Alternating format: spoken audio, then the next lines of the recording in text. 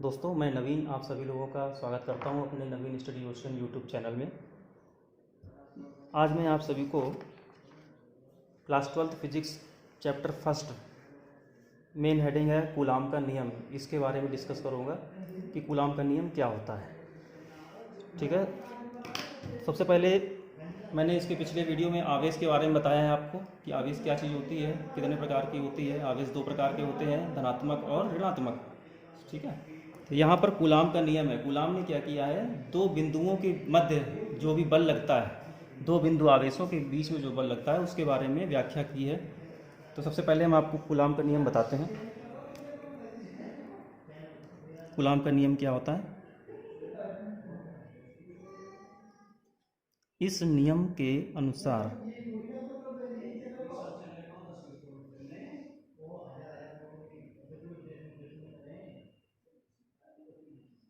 किन्हीं दो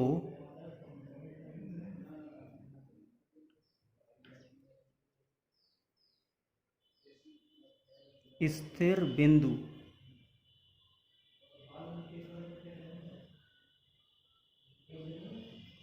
आवेशों के मध्य लगने वाला आकर्षण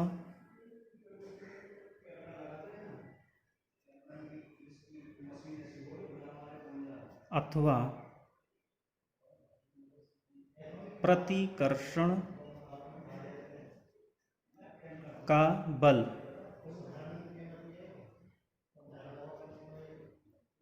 को हम लोग इंग्लिश में फोर्स बोलते हैं, इसलिए F से प्रदर्शित करेंगे, ब्रैकेट में F लिखेंगे।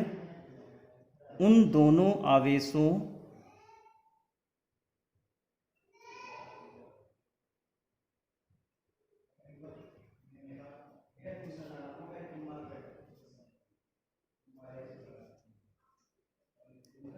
के मात्राओं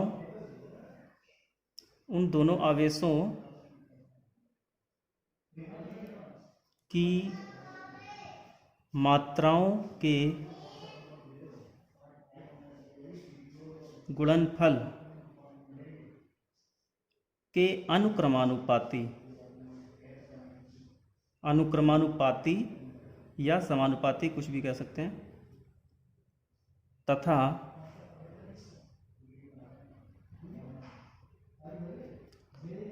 दोनों आवेशों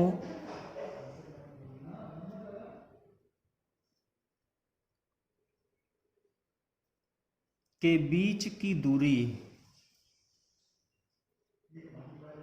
क्या है, स्मॉल आर। अभी मैं इसको आपको समझाऊंगा, पहले आप लिख लीजिए इसको। आर के वर्ग के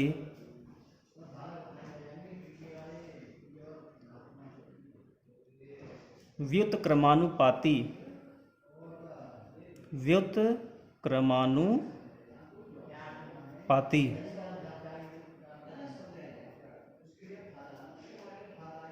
होता है। इस नियम के अनुसार किन्हीं दो स्थिर बिंदु आवेशों के मध्य लगने वाला आकर्षण अथवा प्रतिकर्षण का बल F उन दोनों आवेशों की मात्राओं के गुणनफल के अनुक्रमानुपाती तथा दोनों आवेशों के बीच की दूरी r के वर्ग के व्युत्क्रमानुपाती होता है।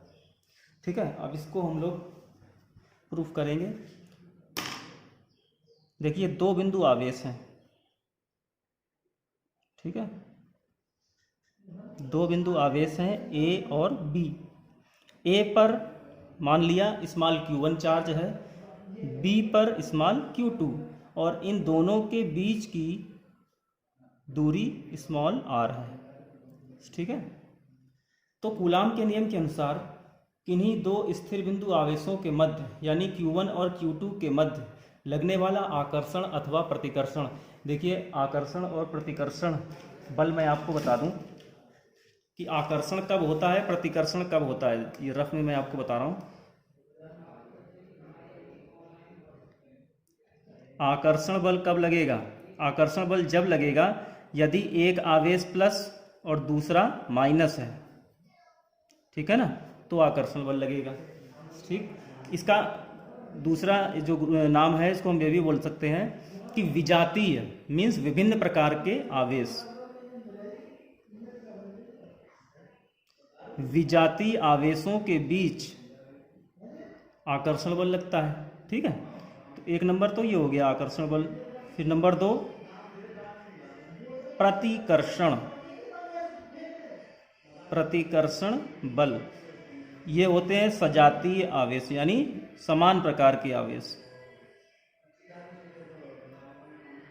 ठीक है, जैसे प्लस और प्लस या फिर माइनस और माइनस, अगर इनके बीच में लगेगा तो कौन सा बल लगेगा? प्रतिकर्षण बल लगेगा। ये आप याद रखिएगा, ठीक है ना। इसको सही से एक जगह पर आप नोट कर लीजिएगा कि विजातीय आवेश के मध्य परस्पर आकर्षण बल लगता है और सजातीय आवेशों के या समान प्रकार के आवेशों के मध्य प्रतिकर्षण बल लगता है।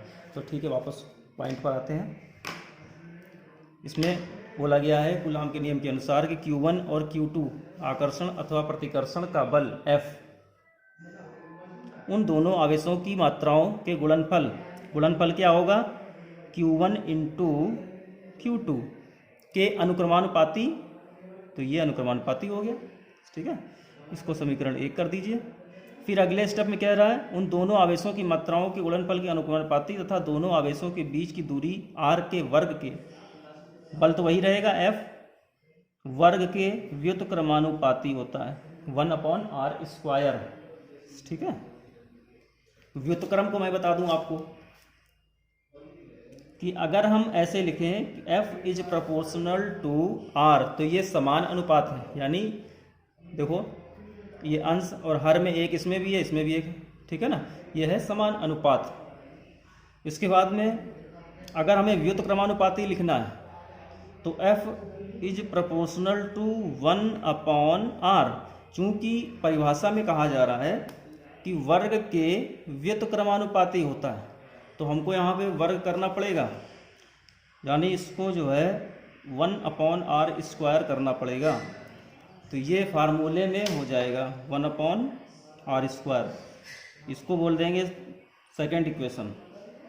अब इन दोनों को सम्मिलित रूप से लिखेंगे। समीकरण 1 एवं 2 से F is proportional to Q1 Q2 upon r²। ठीक है, Q1 Q2 अपॉन r²। फिर नेक्स्ट स्टेप में ये जो समानुपाती का साइन है ये हट जाएगा। आपको मालूम है कि जब भी ये समानुपाती का साइन हटाते हैं तो एक कांस्टेंट जोड़ दिया जाता है, तो ये होगा F, इसके स्थान पे बराबर हो जाएगा और 1/4 इसको बोलते हैं एप्सिलॉन 0 या एप्सिलॉन नॉट और साथ में K।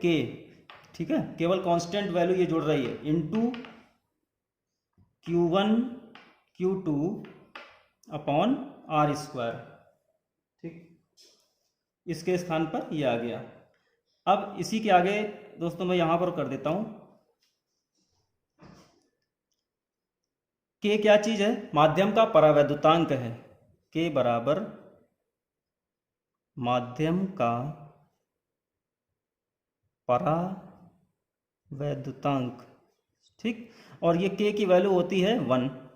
ठीक है, तो अब हम क्या करेंगे, ये जो 1/4 एप्सिलॉन K है इसकी वैल्यू भी होती है 1/4 एप्सिलॉन K के स्थान पर 1 हो गया, तो यहाँ ऑब्वियसली 1 हो जाएगा। इसकी वैल्यू लिखेंगे 9.0 इंटू 10⁹9। ठीक है, ये वैल्यू हम पुटअप करेंगे यहाँ पर, तो F is equal to 9.0 into 10⁹9 into Q1 into Q2 upon r²। अब ये बल है F, इसका मात्रक होगा न्यूटन। ठीक है, तो ये कूलाम का नियम सिद्ध हो गया। इसको आप सभी लोग अपने फेयर नोटबुक में लिख लीजिएगा। एप्सिलॉन क्या चीज़ है? एप्सिलॉन को मैं यहाँ बता देता हूँ। एप्सिलॉन निर्वात की वैद्युतशीलता है। निर्वात की वैद्युतशीलता, ठीक है, इसकी वैल्यू होती है, वैल्यू इसकी होती है 8.85 इंटू 10⁻⁻12। ठीक, तो दोस्तों ये था कूलाम का नियम जिसको मैंने आपके सामने डिस्कस किया है। यदि इसमें कोई भी टॉपिक या कोई पॉइंट समझ में ना आया हो तो आप हमें प्लीज़ कमेंट करिए, ठीक है, मैं आपका रिस्पॉन्स दूंगा। वीडियो देखने के लिए थैंक्स।